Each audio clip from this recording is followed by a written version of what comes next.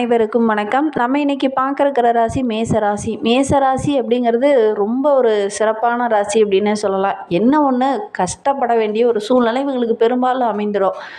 நாங்கள் நிறைய கஷ்டப்படுறோம் நிறைய பேர் இந்த மேசராசி என்பர்கள் நம்மளுடைய சேனல்லே கமெண்ட் பாக்ஸ்லேயே கூட தெரிவிச்சிருந்தீங்க. ஏன்னா அற்புதமான ராசி அப்படின்னு சொல்லிட்டு நாங்கள் கஷ்டப்படுறோங்க, நீங்கள் அற்புதமான ராசி அப்படின்னு சொல்கிறீங்க அப்படிங்கிற மாதிரி சொல்லியிருந்தீங்க. உண்மையிலேயேங்க மேசராசி கஷ்டப்பட்டு முன்னுக்கு வரக்கூடிய ஒரு ராசி. எந்த ஒரு செயலையுமே என்னால் முடியாது, செய்ய முடியாது அப்படின்னு பின்வாங்கவே மாட்டீங்க. என்னால் செய்ய முடியும் அப்படிங்கிற மாதிரி ஒவ்வொரு விஷயத்துலையும் இறங்குவீங்க. கண்டிப்பாக ஜெயித்து காமிக்கக்கூடிய ஒரு ராசி. ஒவ்வொரு விஷயத்தையும் ரொம்ப நுணுக்கமாக ஆராய்ந்து செயல்படக்கூடிய ஒரு ராசி அப்படின்னா இந்த மேசராசி என்பர்களை சொல்லலாம். எதுலேயுமே ஒரு வெற்றி பெறணும் அப்படிங்கிற ஒரு உத்வேகம், ஒரு மனோதிரம், தன்னம்பிக்கை உள்ள ஒரு ராசி. இவங்களுடைய செயல், சொல் எல்லாமே ஒரே மாதிரி இருக்கிறோம். நல்ல பண்பு, நல்ல சிந்தனையாளர், நல்ல கல்வியாளர், நல்ல ஒரு வளர்ச்சி மிகுந்த நபர் அப்படின்னா இந்த மேசராசி என்பர்களை சொல்லலாம். பல விஷயங்கள் இவங்கக்கிட்ட ரொம்ப வித்தியாசமாக இருக்கும். ஒரு பொது இடத்துலையே கூட கொஞ்சம் தனித்துவமாக தெரியக்கூடியவங்க இந்த மேசராசி என்பர்கள். இவங்களுக்கு அடுத்து வருகின்ற 7 நாட்களும் எப்படி அமைந்திருக்கு? ஏன்னா 12 ராசிகள்லேயே முதன்மை பெற்ற ராசி இந்த மேசராசி. அதனால தான் ஒவ்வொரு விஷயமும் முதன்மையாக இருக்கணும் அப்படிங்கிறதுல ஒரு குறிக்கோள் உடையவங்களாக இந்த மேசராசி என்பர்கள் இருப்பாங்க. செவ்வாயோட ஆதிக்கத்தில் பிறந்ததுனால செல்வ செழிப்புக்கு இவங்க கிட்ட குறைவே இருக்காது அப்படின்னே சொல்லலாம். செல்வ செழிப்பே இல்லைனா கூட அதை உழைத்து அந்த செல்வ செழிப்பை பெறக்கூடிய ஒரு ராசி இந்த மேசராசி. இவங்களுக்கு வருகின்ற நாட்கள் எப்படி இருக்குது, வருகின்ற நாட்களில் கிரக அமைப்புகள் எப்படி இருக்குது அப்படிங்கிறதெல்லாம் இந்த வீடியோவில் ரொம்ப விளக்கமாக சொல்லியிருக்கோம். நிச்சயமாக இந்த வீடியோ உங்களுக்கு ரொம்பவும் பயனுள்ளதாக இருக்கும். அதனால் வீடியோவை கடைசி வரைக்கும் பாருங்கள். நீங்கள் இப்போ தான் ஃபஸ்ட் டைமாக நம்ம சேனலை பார்க்குறதா இருந்தால் நம்ம சேனலை சப்ஸ்கிரைப் பண்ணிவிட்டு கூடவே இருக்கிற பெல் ஐக்கானையும் கிளிக் பண்ணிக்கோங்க. அப்போ தான் நாங்கள் போடுற ஒவ்வொரு வீடியோவுமே உங்களுக்கு நோட்டிஃபிகேஷனாக வரும். நீங்கள் மேசராசி அன்பராக இருந்தால் மறக்காமல் நம்மளுடைய சேனலுக்கு ஒரு லைக் கொடுத்துட்டு உங்களுடைய உறவுகள் வகையில், நண்பர்கள் வகையில் யாராவது மேசராசி அன்பர்கள் இருக்காங்க அப்படின்னா மறக்காமல் இந்த வீடியோவை அவங்களுக்கும் ஷேர் பண்ணி விடுங்க. மேசராசியில் நீங்கள் எந்த நட்சத்திரத்தில் பிறந்தீங்க, உங்களுடைய இஷ்ட தெய்வ பெயர் என்ன, உங்களுடைய குலதெய்வ பெயர் என்ன அப்படிங்கிறத மறக்காமல் எங்களுடைய கமெண்ட் பாக்ஸில் தெரிவிங்க.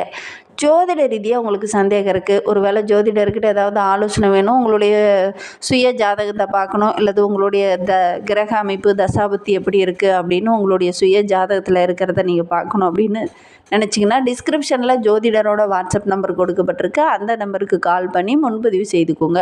உங்களுடைய சந்தேகங்களுக்கு நல்ல ஒரு தீர்வு கிடைக்கும். வருகின்ற நாட்களை பொறுத்தவரையிலும் நம்மளுடைய மேசராசி என்பர்களுக்கு சூரியன் குரு இணைந்து 3ஆம் இடத்துல இருப்பது, அவருடைய பார்வை பாக்கியஸ்தானத்தில் விழும்போது ரொம்ப சிறப்பான பலன்கள்லாம் வருகின்ற வாரத்தில் நம்மளுடைய மேசராசி என்பர்களுக்கு கிடைக்கும். தனஸ்தானத்தில் தனது குடும்ப அதிபதி சுக்கிரன் ஆட்சி பெற்று இருக்கிறதுனால 10ல் சனி ராகு அமர்ந்திருக்கிறதுனால தொழிலில் இந்த காலகட்டத்தில் நல்ல ஒரு வளர்ச்சி இருக்கும். தொழிலில் நல்ல ஒரு முன்னேற்றம் இருக்கும். வேலை செய்கிற இடத்துல கூட நல்ல ஒரு மதிப்பு மரியாதை இதெல்லாம் கிடைக்கக்கூடிய ஒரு யோகம் இருக்குது இந்த மேசராசி என்பர்களுக்கு. வருகின்ற நாட்களில் நீங்கள் முயற்சி செய்கிற ஒவ்வொரு விஷயமே உங்களுக்கு ரொம்ப சாதகமாக இருக்கும். குறிப்பாக தொழிலில் நல்ல ஒரு முன்னேற்றம் இருக்கும். வருமானத்திற்கு எந்த ஒரு குறைவுமே இந்த காலகட்டத்தில் இருக்காது. முயற்சி செய்கிற ஒவ்வொரு விஷயமே உங்களுக்கு சாதகமாக இருக்கும். முயற்சி இல்லாமல் இருந்தீங்கன்னா தான் அது கொஞ்சம் பிரச்சனையாக முடியும். முயற்சி செஞ்சு பாருங்கள், கண்டிப்பாக உங்களுக்கு வெற்றி கிடைக்கக்கூடிய யோகம் இருக்குது. ஒவ்வொரு விஷயத்திலுமே ரொம்ப தன்னம்பிக்கையாக இருக்குங்க. கண்டிப்பாக வெற்றி பெறக்கூடிய அமைப்பு இருக்குது. உங்களுடைய சேமிப்பு கொஞ்சம் உயரக்கூடிய யோகமெல்லாம் இந்த மேசராசி என்பர்களுக்கு இந்த காலகட்டத்தில் அமையும். தொழிலில் உத்தியோகத்தில் கூட நல்ல ஒரு சாதகமான பலன் இந்த காலகட்டத்தில் கிடைக்கும் அப்படின்னே சொல்லலாம். கிரக அமைப்புகள் எல்லாமே ரொம்ப சாதகமாக இந்த மேசராசி என்பர்களுக்கு அமைந்திருக்கு. புதிய வேலை தேடிட்டு இருக்கிறவங்களுக்கு கூட நல்ல ஒரு வேலை கிடைக்கக்கூடிய யோகம் இருக்குது. ஏற்கனவே வேலைக்கு போயிட்டு இருக்கவங்க கூட இன்னொரு ஹையர் பதவி அல்லது நல்ல சம்பளத்தில் வேலை கிடைக்கணும் அப்படின்னு முயற்சி பண்ணிட்டு இருந்தவங்க இந்த காலகட்டத்தில் முயற்சி பண்ணுங்கள். நல்ல ஒரு சம்பளத்தில் நல்ல ஒரு வேலை கிடைக்கக்கூடிய யோகம் இருக்குது.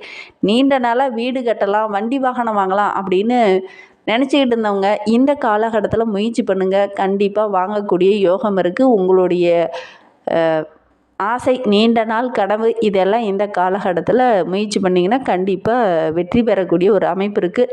கடன் வாங்கியாவது இந்த காலகட்டத்தில் முயற்சி பண்ணுங்கள். ஏன்னா 7.5 சனியோட ஆதிக்கம் இருக்கிறதுனால இந்த காலகட்டத்தில் இதெல்லாம் முயற்சி பண்ணிங்க அப்படின்னா ஓரளவுக்கு வெற்றி பெறக்கூடிய ஒரு யோகம் இருக்குது. ஏன்னா இந்த காலகட்டத்தில் கடன் வாங்க வேண்டிய ஒரு சூழ்நிலை இருக்கும். அதனால் முயற்சி பண்ணுங்கள். கண்டிப்பாக நல்ல ஒரு பொறுப்புள்ள நபராகவும் ஒரு முன்னேற்றமுள்ள நபராகவும் நீங்கள் வருகின்ற நாட்களில் இந்த மேசராசி என்பர்கள் வலம் வருவீங்க. எந்தெந்த விஷயத்தில் அந்த மேசராசி என்பர்கள் கவனமாக இருக்கணும் அப்படின்னு பார்த்தீங்கன்னா, உறவினர்களால் ஏதாவது சின்ன சின்ன பிரச்சனைகள் வரும். எங்களுக்கு தான் உறவினர்கள்னால் ரொம்ப பிடிக்குமே, அப்புறம் எப்படி உறவினர்களால் பிரச்சனை வரும் அப்படின்னு நீங்கள் நினைக்கலாம். இந்த காலகட்டத்தில் அவங்களால ஏதாவது சின்ன சின்ன இடர்பாடுகள், மனம் வருந்துகிற மாதிரி ஏதாவது ஒரு பிரச்சனை இந்த காலகட்டத்தில் வரும். கணவன் மனைவி இவங்களுக்கு இடையே சின்ன சின்ன பிரச்சனைகள் இந்த காலகட்டத்தில் வரும். குறிப்பாக 3ஆம் நபரால் கணவன் மனைவிக்கு இடையே சின்ன சின்ன இடர்பாடுகள் வரும்.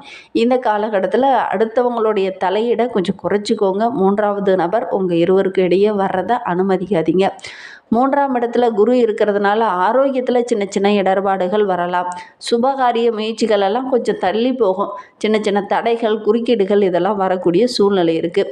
ஒரு சிலருக்கு திடீர்னு சின்ன சின்ன மருத்துவ செலவுகள் செய்ய வேண்டிய ஒரு சூழ்நிலை இருக்குது.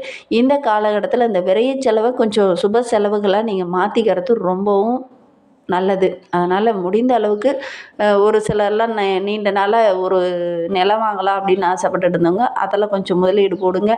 செலவு கொஞ்சம் அதிகமாக வர்றதுனால நீங்கள் இந்த மாதிரி செய்கிறது ரொம்பவும் நல்லது. அதே மாதிரி மற்றவங்ககிட்ட பேசும்போது வீண் வாக்குவாதம் வேண்டவே வேண்டாம். பேச்சில் நிதானமாக இருக்கிறது ரொம்பவும் நல்லது. இன்னுமே உங்களுடைய வாழ்க்கை ரொம்ப சிறப்பாக ரொம்ப மகிழ்வாக இருக்கணும் அப்படின்னா செவ்வாய்க்கிழமையில விநாயகர் பெருமானையும் முருக பெருமானையும் வழிபட்டுட்டு வாங்க. உங்களுடைய மனதில் இருக்கிற அந்த வேதனைகள் படிப்படியாக குறையும். மனதில் இருக்கிற குழப்பங்களும் படிப்படியாக குறையும். நம்பிக்கையோடு அருகில் இருக்கிற விநாயகர் பெருமானோ முருக பெருமானையும் வழிபட்டுட்டு வாங்க. உங்களுடைய வாழ்க்கையில் உள்ள பிரச்சனைகள் படிப்படியாக குறையும். நம்பிக்கையோடு இந்த ஒரு விஷயத்தை மட்டும் செஞ்சுட்டு வாங்க. மேசராசியில் அஸ்வினி நட்சத்திரத்தில் பிறந்தவங்களுக்கு அடுத்து வருகின்ற 7 நாட்களும் எப்படி அமைந்திருக்கு அப்படிங்கிறத பார்க்கலாம்.